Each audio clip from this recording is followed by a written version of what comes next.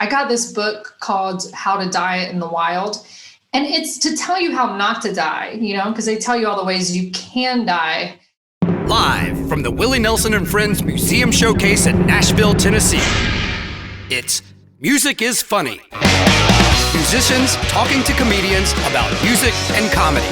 With your hosts, Raylan Nelson and Jonathan Bright. Smoking, I'm so high, I keep toking, I'm drunk, but I'm still drinking too. Hey everyone, welcome back to Music is Funny. I'm Raylan Nelson. And I'm Jonathan Bright from the Raylan Nelson Band. Hey, we have shows coming up this Saturday, May 22nd. I'm going to play a solo show, Pascagoula, Mississippi, at Celtic Irish Pub. And then May 28th in Memphis, we're going to have a real live Raylan Nelson Band gig at Hernando's Hideaway. And then we have a show June 26th, South Pittsburgh, Tennessee, Arts in the Burke Festival. And I think we have more, but I can't remember them at this moment. Yeah, that'll get us to this point. Check our website. It's anyway, this week we are actually dropping 2 episodes. We got together with our buddies Pepper and Thomas from the Rushmore podcast. Yeah, they're actually going to be playing the show with me in Pascagoula, Mississippi. So we talked about that, and we did our Rushmore of comedy podcast. Yes, so musicians talking to other musicians about comedy. Yeah, sort of. Something like that. And today on this one, we have my old friend from high school. She actually just put out her very first special. Yeah, she's really funny as a stand-up, but the interesting thing is her new special is she walked across America. Yeah. And did stand-up as she was walking across. By herself with her dog, but still by herself. And she did stand-up comedy along the way. She did interviews along the way, and all of it's in her new special. And it's called Special-ish. It's out already. You can find it everywhere. And yeah, if you like documentaries and you like podcasts, this is right down your alley. Yeah, and if you like us, you'll like her because she's cool. Her name is Jessica Watkins. Meet my good buddy and guitar player, JB. Nice to meet you. Hi, JB. Nice to meet you, too. Meet an old friend of mine from high school, Jessica. Yes, I hear you guys know each other. It's unfair, man. I'm coming in here cold. We went to Hunters Lane High School together, and the only class I think we had together was Lifetime Wellness, and we had block scheduling. So the first part of the semester, we did gym stuff. And then we just walked a lot. Yeah, it was walking. We walked around the gym, and you and I broed down about Dixie Chicks. I remember that. And then the last part, we would sit in a classroom and watch eating disorder documentaries. So strange. Right? He was obsessed with them, that guy. Strange. What class was that where you're watching It was like wellness. It was Lifetime Wellness. It was teaching Raylan and I how to be celebrities. Yeah. Exactly. Sounds like an unwellness class. Like, seriously, I got a lot of tips from those documentaries. So strange. Yeah. I think it definitely went the other way than what he was expecting. No, he was like, hey, let's talk about what is on every person's mind in this room, like being insecure about how you feel. And then let's showcase to you how other people that have it all also successfully have, fucked up their lives. Like doing an anti-drug thing with Keith Richards as your example, Or I always felt that way about DARE too. I was like, is this really the way to get people to not do drugs? Is start every day of 4th grade discussing what every drug is? I don't know. I don't know if that's a good point. I gotta say, it was during those classes that I learned that marijuana was actually a drug. I didn't know before that. Right. Such a horrible drug. Okay, so I want to know how you got to New York, because we lost touch after high school. I don't, the next time I saw you, I think, was when you premiered your special to your friends and family here in town. Yeah. And it's great. It's awesome. And you should be very proud. I can't wait for everyone to see it. Thanks. It's called Special-ish, and it comes out May 4th. And we'll get into that a bunch. Yeah, we will. But take me to how you got to New York and doing comedy. Where did you go after high school? So after high school, I pretty much immediately was like, I gotta go. But I went to acting school in California. So I auditioned for this acting school and went to the American Academy of Dramatic Arts. Yeah. And so I moved there when I was 18. My parents moved, like my parents were like, we're not, what are you talking about? Like, no, we're not doing that. And I was like, well, you can either like get on board or not. And they got on board. So I moved out to LA and acting school was so amazing. You know, I mean, it's more about, they say this, but it's true. It was about the relationships that I cultivated while I was there. Because one of my best friends that I made is the executive producer of Specialish. So just like this connection of 20 years now, almost. So yeah, and you know, comedy was always a part of my life, but definitely going to acting school made me realize that I probably wasn't like the leading lady. And going and auditioning in LA, it was like, oh, if you're like, I just felt like I wasn't fitting into the whatever they were looking for. It just wasn't quite where I was. I started doing more sketch and improv. And then the first time I did stand-up comedy, which was, you know, now like 14 years ago, I guess 13 years ago, I took a writing class, and like, you know, one of the things is they have you go do, you know, everyone does a stand-up set and like friends and family come, and it was just the most exhilarating thing I'd ever done. And it just immediately was like, this is what I want to do. And, you know, I loved that you didn't have to depend on anyone else. I love that you could tell your own story. I loved that you know, even though I'm a really outgoing person, when it comes to like improv and getting a group of comedians together when they're all like vying for the joke, I don't like I'm kind of the person who like slinks to the back. So stand up was this thing where it's just you on stage, and people, whether they want to or not, have to listen to you. And I just love that.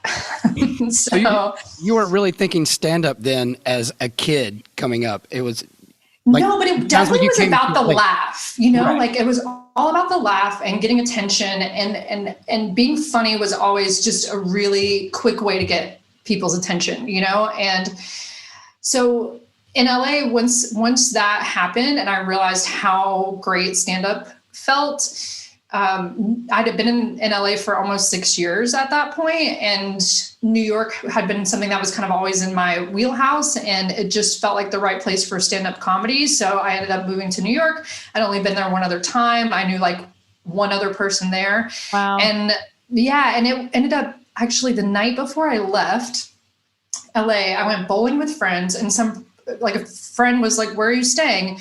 I said, I'm crashing with a friend in Brooklyn. And he goes, look, I've got an apartment in Soho that I'm not going to be at for the next 6 months, because he's an actor and he's doing this play in London. And I had no idea what the area was.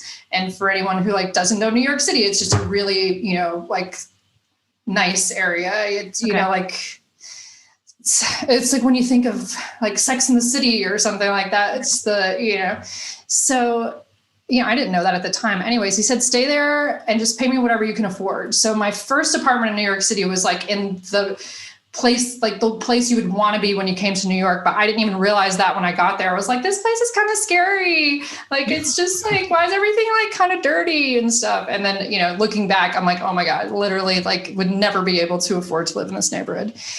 And a few blocks down the street was the Comedy Cellar. And I didn't know that the Comedy Cellar is like the best place to see comedy in the world, arguably. Right. I just put in comedy into Google at the, you know, freaking internet cafe. And that was the closest thing that came up. And they had a thing where they would let you in for free every time you had a new email address, like you just sent them your email and they'd give you a free link. So I just kept making new email addresses and I would go every night and watch. And it was kind of, you know, I just did that for a while, and then I started doing open mics, and it just definitely opened up into this whole other world. But that's how New York. And how old were you? How old were you when you went to New York from LA? So I've been in New York for 12 years, and I'm 36. So I was like 25 or whatever that equals. I was like 24 or something. So was it very intimidating walking into the cellar and watching those guys up there doing it? You know, you being kind of new to it. You know, intimidating, I don't know if it's the word, but it's still something that I have, which is that, you know, and probably in the same way where I don't immediately go to the front. I wasn't like showing up like, so, hey, like, tell me about jokes. And, you know, I was kind of like, I was really just trying to be a fly on the wall. And that was what I was doing. I kind of, didn't want people to notice me or to talk or to get to know anyone. I just wanted to be there and get a feel for this world. And it's a really interesting, kind of fucked up, but cool world. So yeah, and then somehow then that sort of went into realizing kind of the open mic world in New York City, which is just a whole thing within and of itself, for sure. Yeah. Who's some of your favorite New York comedians out there? That is a great question. My friend Anthony DeVito, he lives in Astoria near me. He's so funny. The up-and-comers. Who are the up-and-comers? Yeah, he's definitely one. Oh my gosh, I'm on the spot. Like trying to. You don't have to. She does this to people all the time. Yeah, it could come to you later, and it's fine. Speaking of that own little weird, fucked up world before you actually get to the Comedy Cellar, maybe speak to like what is the scene of an open micer? Like what does the weekend entail? What do you do stepping in? Yeah. So it's another thing about comedy where they say it takes like 10 years to become a comedian or whatever, but there's these echelons, and there's this underground world, obviously the last year has changed things a little bit, but I still remember going to like the alternative show. So it's not at a club, it's like in the basement of a bar or whatever. And just remember walking in and there being a sea of people and just like, whoa, what are these people here for? And it was stand-up comedy. And so the whole thing with open mics and then which I never really got into, but you can like bark to be at clubs, which means that you go and give out flyers and then they give you stage time here and there. But it's basically, starts at some mics are at 2 p.m, but, usually starts around like 4 or 5, 6 o'clock. It's like everyone's coming from their shitty job that they hate, whether it's their, 9 to 5 day job or the lunch waiting tables or their nanny gig or whatever it is. And then you're trying to get your name on this list that has, 15 spots. And so as soon as you get there, it's already this dynamic of people sort of vying for this time. And then when you're actually in the room, and in other cities, it's different. But in New York, it's this very, sort of comedians just kind of sit back and it's like, make me laugh. So, it's just it's not a fun experience, It's like playing music in Nashville. It's exactly like that. It's a room full of musicians judging you at the same time. Yeah. And you're lucky if you get like one, like, ha, then you're like, all right, we did it. And then of course you start to cultivate your own relationships.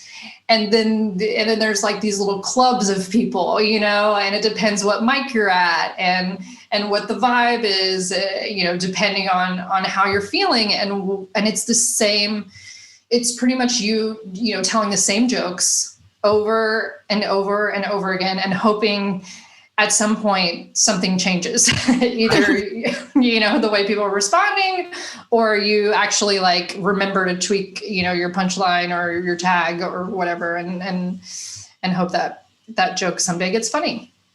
Yeah, all those times are interesting to me. It's like the same way with being in a young band. You can have some success playing in a band, but you still have to have a shitty day job to feed yourself while you're, coming up. And I don't think most people don't understand that you can be a comedian, but you also have to do other shit while you're trying to figure it out because I'm sure the open mics probably don't pay anything, right? No, you're paying money. Normally that's the other crazy part. There's like a 1 or 2 drink minimum or something, so like you're paying money to go and wait and hope that you get, maybe 3 minutes on stage. And interestingly in New York, so I dated a jazz musician for 7 years in New York City. And that was the one thing, like, and probably specifically his style of music that he was playing, but he never did gigs for free.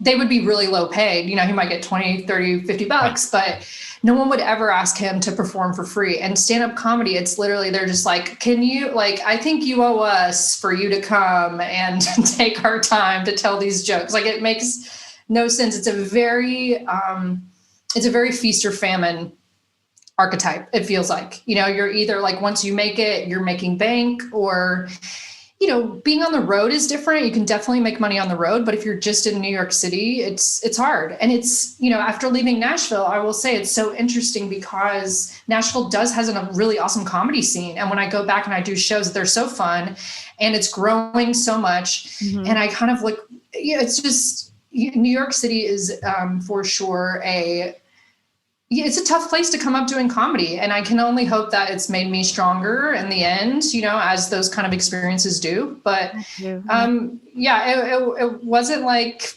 warm and fuzzy welcome, and also I was coming from LA and I was young and I was kind of, people would introduce me as like Jessica Watkins from LA. And I was like, no, I'm from Nashville. Yeah. When I went to acting school, I got rid of my accent because that was a thing. I had to take voice and speech classes and they were like, say feel. And I'd be like, feel. And they'd say pen. And I'd be like, ink pen. And just like all these words that I was like, I don't think I do have a Southern accent, I think I'm fine for the stage. Like I can just get right up there. And they were like, no, ma'am, you can't. So I kind of like dialed all that back. And in hindsight, I really like, that's the part that you should embrace. And it's what makes you different from other people. It's like where you're from and your roots. And yeah. Are you using more of your accent now in your... No, but I've allowed it to creep back in. Like, it's only natural when I talk to my Meemaw and Pawpaw that I'm going to have a twang. And so I've definitely, I'm not conscious of it at all. So if it's back, it is. But this is random, but you met my Aunt Amy. Yes. And Kathy, right? You were at, how did you guys? A good friend of mine opened up a really cool hotel up near the Catskills, and she, they're friends of hers from Texas. So she flew them out to, it was like a weekend for friends, and they were just opening up to, I don't know, whatever you call that, like a grand opening kind of thing. And so they had some musicians come in and she was one of them. And then we started talking and then I realized, Amy Nelson. And then I was like, I think I know your niece. Yeah. That was so awesome. And then Amy told me like a year later or something. She's like, I know your friend. I'm like, wait, what? She's funny. I'm curious about, you had sort of an experience in, at least from a periphery, the LA comedy scene and the New York comedy scene. And clearly there's differences and sort of it, from an outsider, it seems like attitude-wise, like it does seem a little more grizzled in New York and maybe a little more laid back in California. And maybe because, a lot of, at least up until recently, it seemed like stand-up was a way to get a TV show in California, and there's a big game to be played. You can only do certain things because you can't piss off certain people. Mm-hmm. And in New York, there's an industry there, but they're not making as many movies and stuff. It seems like the New York comedians have a little rougher edge because they're almost allowed to, it's not going to fuck up their career if they be themselves a little more. Yeah. That is definitely a thing. And it's something that, I like forgot about how sometimes you're not supposed to be yourself completely at some point along the way. So I'm not really great at that because I pretty much just say how I feel. But that's definitely part of it, just the same way I said when I moved to LA, like part of that was getting rid of my accent. That's part of, sort of stripping away and making you more digestible and mainstream. And I think one of the biggest things that changed for me living in New York, and especially like in something like creating this project, when I first moved here and started doing comedy, the vibe was if you were not out every night, 7 days a week, doing multiple shows, like 3, 4, 5 to a dozen shows and mics a night, then you don't want this hard enough. Then this isn't, if you haven't like let go of every personal relationship in your life and like live in a literal like hellscape somewhere like 50,000 stops from Manhattan, then like you cannot be a stand-up comedian. That was really the vibe. It was like you had to go so hard. And as someone who is very much into like artistry in general and wanting and like creating and feeling like experiencing life is so important, and it's really important for many things, but joke writing is one of them. So I feel like at some point, definitely being in New York helped me embrace I'm going to be a little different than what everyone else is doing. And then I'm going to like embrace that and go with it and utilize that for what it is. So, you know, going out and on the road, like I did on the walk for 9 months, where I was weeks between clubs to do shows, you know, in a lot of comedians' minds, like, how does that make you a better comedian? That's, you know, the antithesis of what you should be doing. But it was providing me, you know, experiences that are, you know, like there's no other way to like, I don't know what I'm trying to say. Like there's no other way to navigate and experience. You need some sensory input to come up with new material anyway, because you know, during the COVID lockdown, writing songs, it's like you sort of there's nothing going on. Yeah, you need something. I'm not going to write a song about COVID. You know, that'll be hack in 2 months. But you do, if you're not out and you're locked up and you're not going, or if you're just working and telling the same jokes, getting those better, I can imagine where the writing, you know, that might get in the way a little bit of the writing part. And I think that's another thing too, is that, you know, especially in comedy, you know, some people are better writers, some people are better performers, some people are a great mix of the two. I think that when people get really good at writing, you know, LA can be a good spot for them for films and screenplays. And the same when people get more of a commercial edge and they don't really want to be doing stand-up as much anymore. You know, those things make a lot of sense to go to LA, but LA is also one of those places where you can get kind of sucked in to the chill factor. Right. And if you're not there for a reason, I think it can be, you know, and maybe you'll realize that you don't even want to do comedy. That's what we hope. And that you just want to chill, you know, at the beach or whatever. But, you know, it definitely feels like New York is, I mean, to live here, it's a hustle and it's a grind. And so I think it's like a little badge, definitely, that people, comedians wear, because it's a little bit of a harder life. Right. And to be fair, there are comedians in LA that don't give a fuck and do their own thing too. But to your point, a lot of those guys, you know, like Bill Burr, doesn't really give a fuck, but he also didn't get sucked into the chill aspect of Los Angeles. You know, he's taken advantage of the infrastructure, but he's also been doing comedy for 30 years. And he did, you know, and he did a lot on the East Coast too. You know, so it's not like but you know, there's people out there that have figured out. To your point, they've got a track record, but they've sort of figured out a way to be themselves and navigate that whole. Yeah, and I guess I kind of mean more in those formative years. Yeah.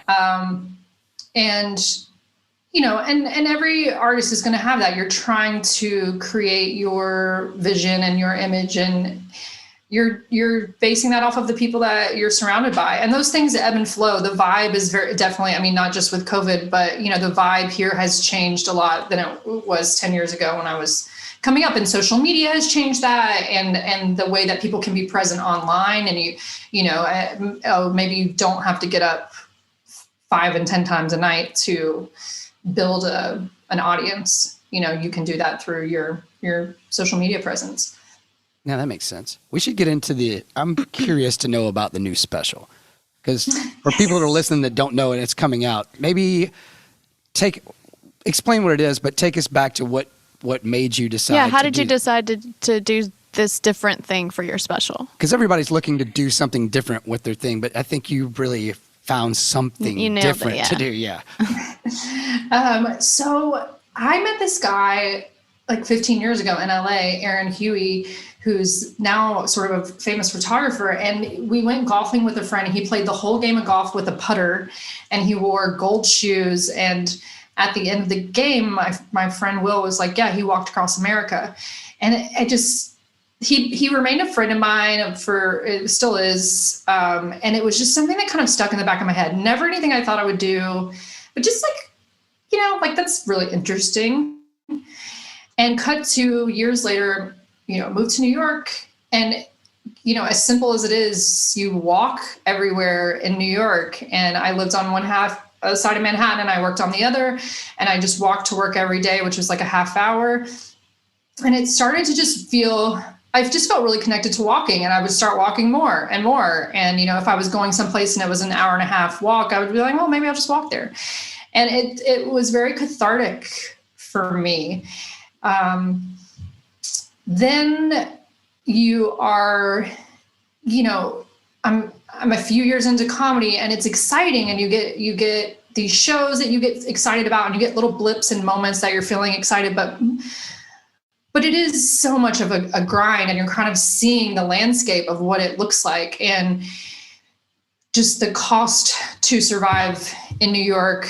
So many, depending what you're doing. And I was waiting tables. It was a lot of work. And that was right when crowdfunding started happening. So I was really interested in that. Like, I kept seeing people fund projects through Kickstarter and these other crowdfundings. So, and I was like, how, my mind just started going with, how can you get people to get behind, a project that you want to do?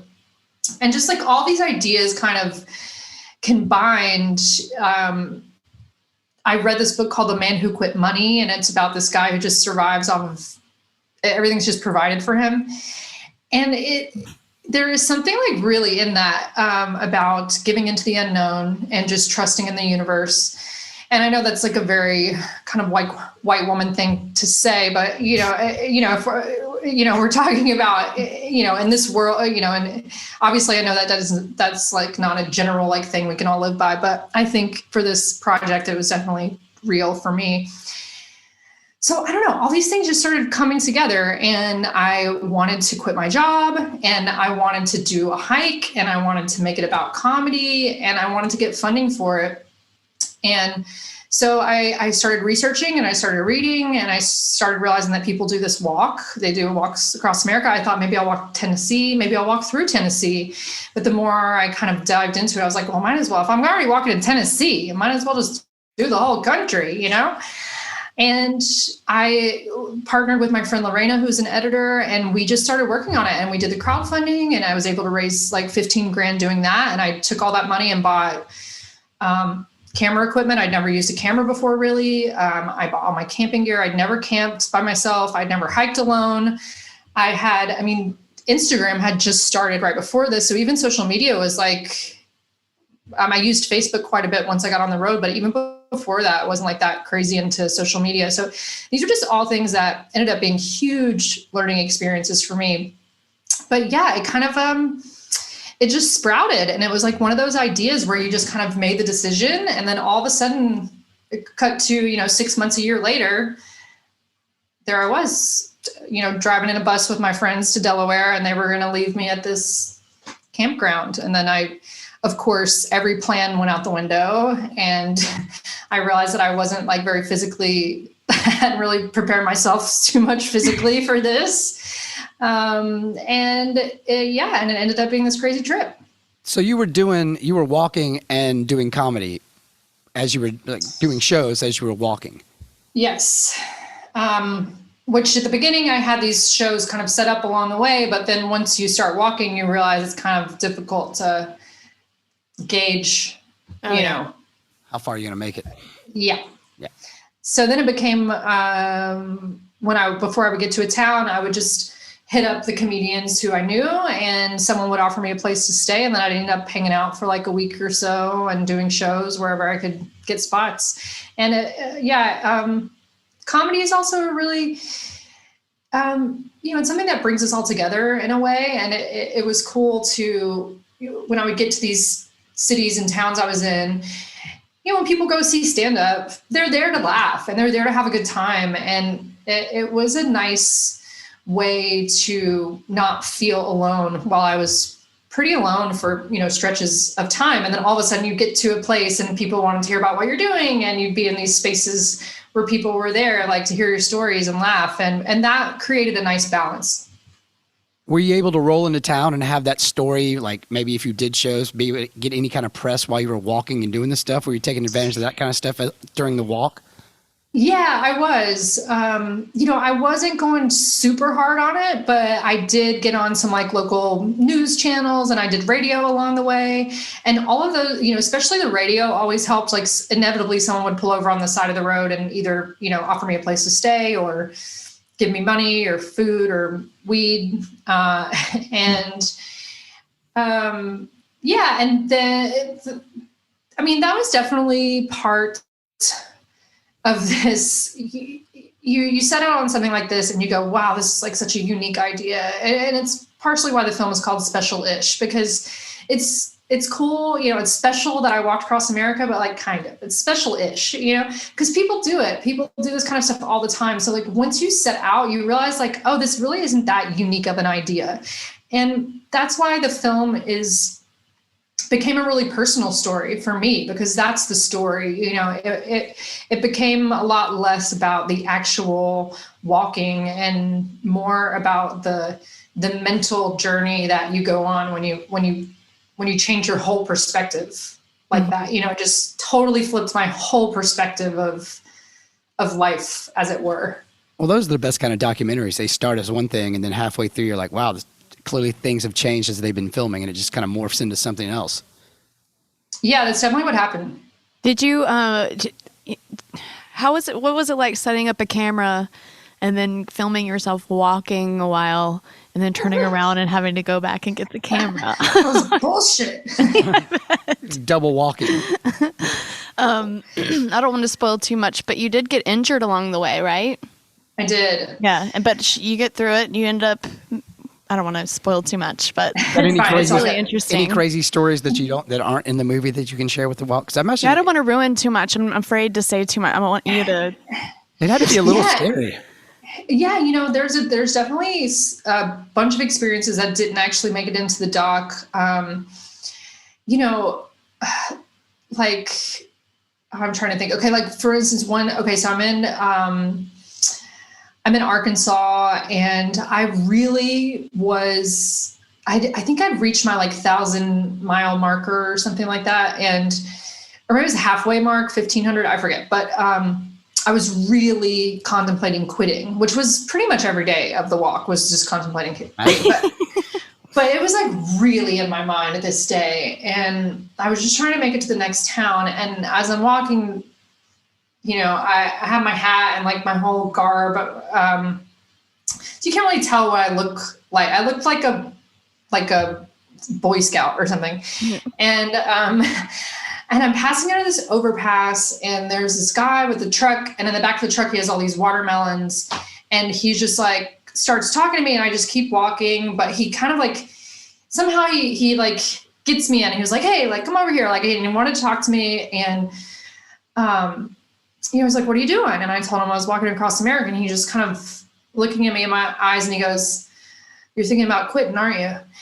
And he was just like, you can't, you gotta change up the way you're thinking. He was like, you can't be thinking about that. He was like, you're thinking about quitting. You are.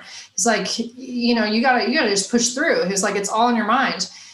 And he was like, they tried to tell me I couldn't make it when I was in Vietnam. And he sort of went into this, but his eyes, I swear it was like he was looking through me. I literally, to this day, he was like an ethereal, I feel like it really felt that way. If I would have looked back, and he just disappeared into either. So he gave me this watermelon, and then he gave me $20, even though he was selling watermelons on the side of the road, and he gave me $20. I just get goosebumps at this story. It's just so. It was just the best. And then I just walked off in my car, and I was like, yeah, I'm going to keep going. I am going to keep going. And there were just really serendipitous moments like that the universe kept providing. And it really changed up, my whole perspective on life and giving into the unknown and the unexpected, and to stop trying to plan every little thing, because once you sort of give in, then I don't know, cool stuff happens. Yeah. What did your parents think when you told them you were going to do this? Oh my God, they were all for it. No, I'm kidding. No, they were terrified. They were pretty scared. I got this book called How to Diet in the Wild. and it's to tell you how not to die, because they tell you all the ways you can die. Yeah. And I had it, around when I was in Nashville before I left. And I just remember my mom singing it and like freaking out and having this huge cry fest over seeing the book. But you know what, in the end, just the same way when I moved to California and as they've done through so many other things in my life, they just supported me and they just called to check in. It was a lot of, I had a text thread with my mom and my sisters, and I would kind of, just tell them where I was at the end of each day, and they would track me on the little find my friend. And, now they're really proud. And I mean, my mom is a character in the film, and she felt some kind of way about that, but it's real. It's real. And I think it's a story that a lot of people and a lot of women can relate to with their relationship with their moms. And, it's like the love-hate kind of vibe, but in the end, I'm just really, I have a really awesome, supportive parents, and I'm really thankful for them. Yeah. What kind of music were you able to listen to music on your walk? Did you listen to a lot? I did. It was a lot of music and a lot of podcasts. And then it was like news, music, silence, and then repeating that, over and over again. And sometimes I would sort of lock into a song. When you lock into a song, you just keep listening to it over and over again, like a sociopath. Yeah. That definitely happened. And I will say, On the Road Again, it's a classic. It's a classic, and it really fit with the theme. Every time I would leave a city, I was like, all right, we're on the road again, just we haven't talked baby stroller. We haven't talked much about music while we've been I know, that's why I was trying to bring some way to bring music. What kind of music fan were you as a kid? Were you just, casual listener? Do you have any super favorite bands? Did you, did it morph as you got? I do have an Elvis tattoo. TCB with lightning bolts. Right. Where is it? So I don't want to talk about it, okay. But that'll be the next episode.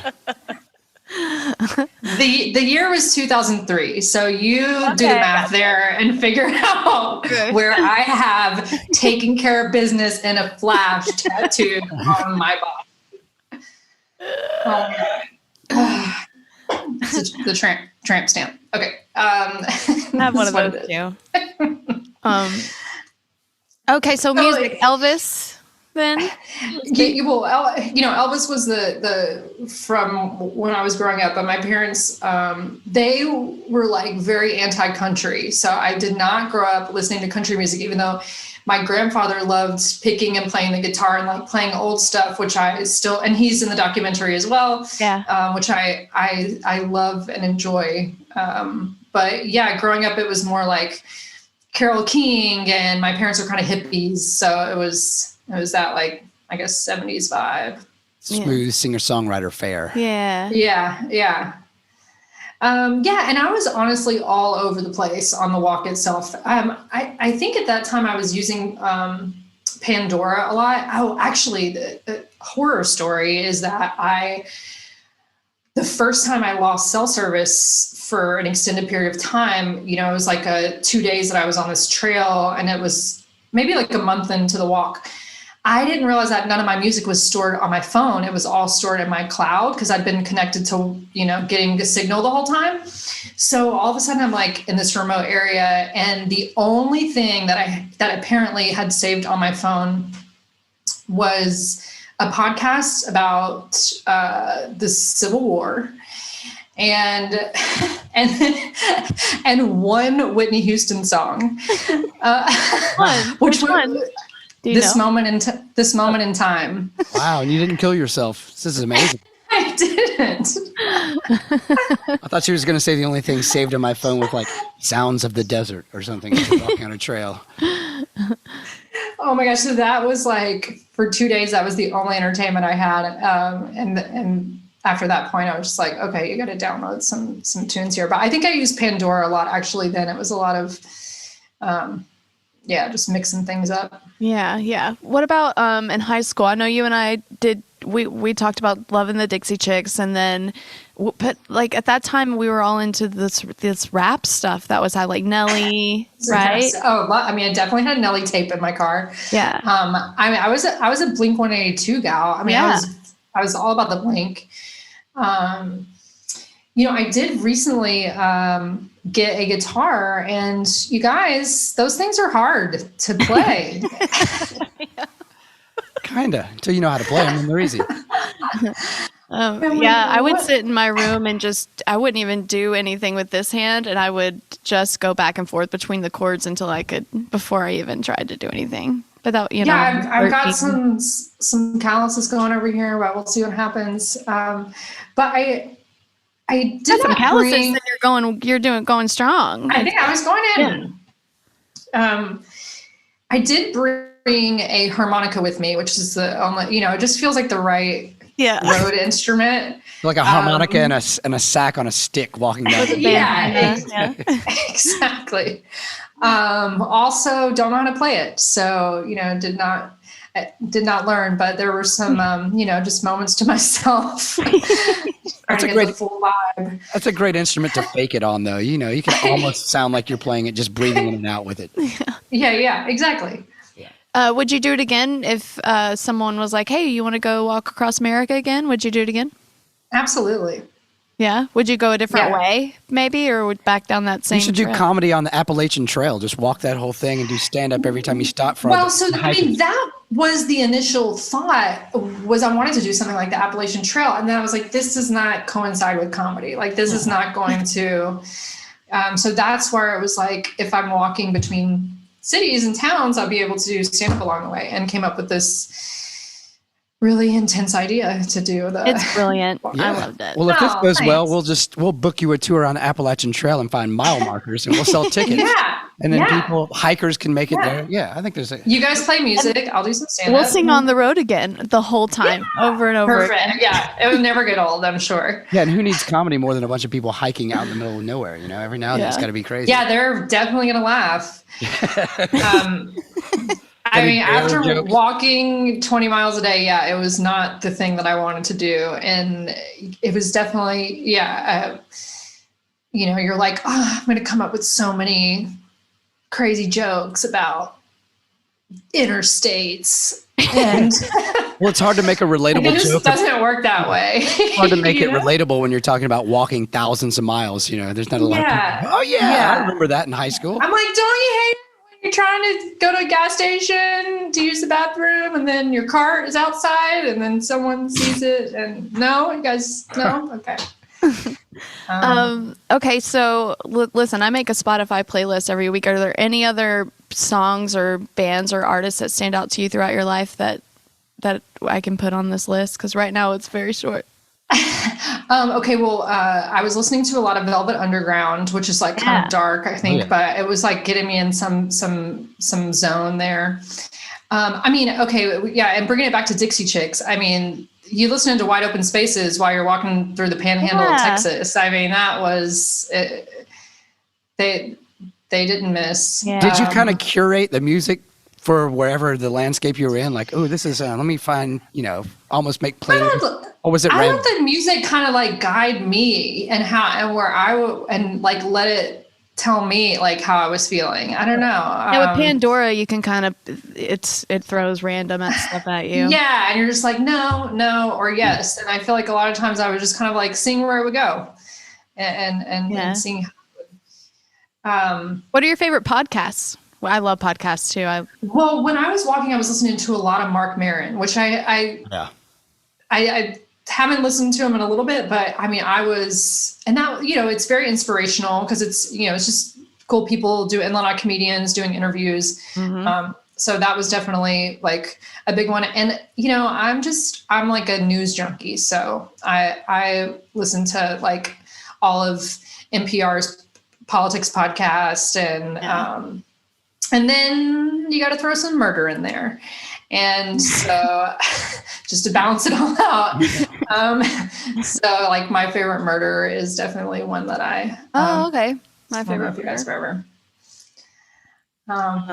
Yeah. Okay. So what else is there? Okay. So where do people listen to your special?